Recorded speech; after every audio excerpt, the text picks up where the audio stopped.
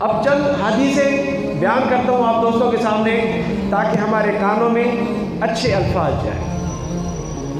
ہم اگر ایک دوسرے کو دیکھ بھی رہے ہیں تو یہ اچھا کام ہو رہا ہے۔ مومن مومن کو دیکھ رہا ہے، ایک محفل میں آئے ہوئے ہیں جس میں دنیا کا کوئی مقصد نہیں ہے، صرف دین کا ہی مقصد ہے، صرف اللہ کی رضا کے لیے آئے، سکون کے لیے آئے، مل جل کر بیٹھ کر یہاں ہم ایک دوسرے کی محبت اور اللہ کی محبت اور اس کے احکامات سننے اور سنانے آئے۔ ہمیں پتہ ہے کہ اللہ نے کہا کہ جب تم محفل میں بیٹھو گے تو میں تمہیں محفل میں یاد کروں گا، جب تم مل جل کر بیٹھو گے میرے محبوب کی اور میری تعریف کرو گے تو میں اپنے فرشتوں کو بھیجوں گا، جو فرشتے آئیں گے وہ بھی خوش ہو کر جائیں گے اور تمہارے گناہوں کو نیکیوں میں تبدیل کروا دیں گے۔ وہ یہاں سے اوپر اعمال ہمارے لے کے جاتے ہیں، اللہ پوچھتا ہے ان سے، اللہ جانتا ہے پھر بھی پوچھتا ہے۔ حدیث میں آتا ہے کہ تم کہاں گئے تھے، کیا کیا تم نے دیکھا، وہ کیا کہہ رہے تھے۔ ایک حدیث میں کہ وہ رب العالمین تیرے سے ڈر رہے تھے، بڑا خوف تھا ان کو، وہ دوزخ کی باتیں کر رہے تھے۔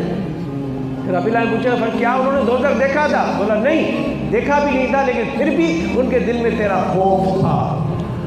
رب العالمین فرماتا ہے تم گواہ رہنا، میں نے ان کو بخش دیا۔ ہم نے جنت تو نہیں دیکھی نا، دوزخ بھی نہیں دیکھا، لیکن سنتے آ رہے ہیں۔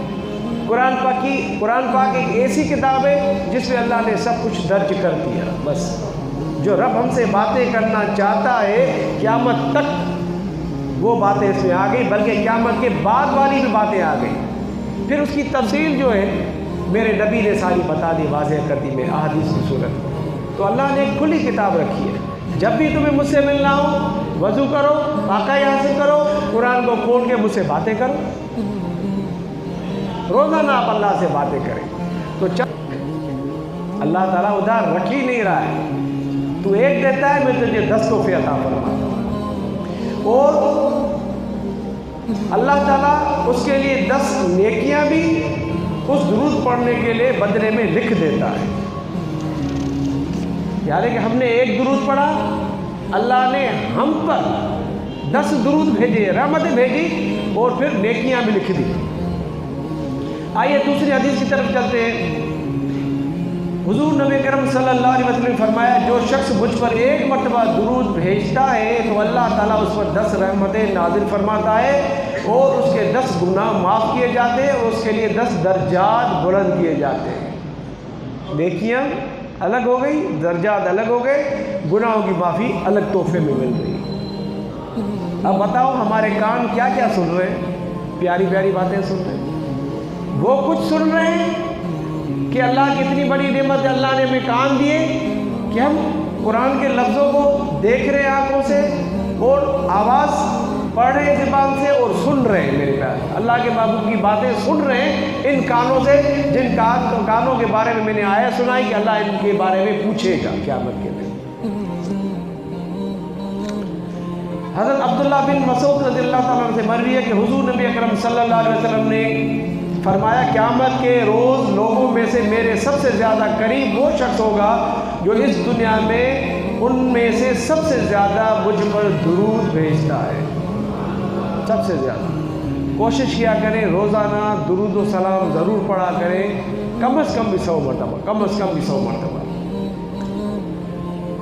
حضرت عبداللہ رضی اللہ تعالیٰ عنہ سے مروی ہے کہ حضور نبی کرم صلی اللہ علیہ وآلہ وسلم نے فرمایا بلا شبہ اللہ تعالیٰ کی زمین میں بعض گشت کرنے والے فرشتے ہیں جو مجھے میری امت کا سلام پہنچاتے ہیں۔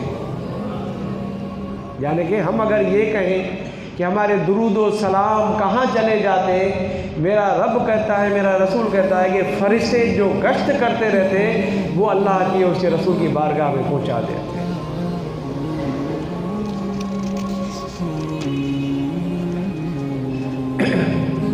حضور نبی کرم صلی اللہ علیہ وسلم فرمایا تم جہاں کہیں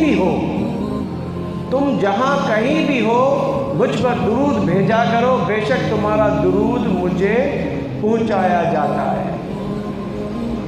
یعنی کہ نبی کے دربار میں پہنچایا جاتا ہے، اللہ کی بارگاہ میں تو ہوتا ہی ہوتا ہے، نبی کی دربار میں بھی پہنچایا جاتا ہے۔ حضرت عمر بن خطاب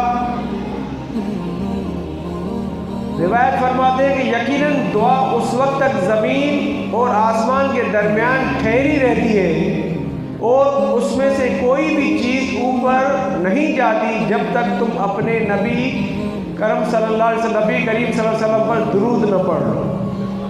یعنی کہ دعا ہم جو مانگتے وہ بیچ میں لٹکی رہتی ہے، زمین اور آسمان کے بیچ میں کھڑی رہتی ہے۔ جب ہم درود پڑھیں گے دعا سے پہلے اور دعا کے بعد تو انشاءاللہ تعالیٰ وہ دعا اللہ کی بارگاہ میں پہنچ جاتی ہے۔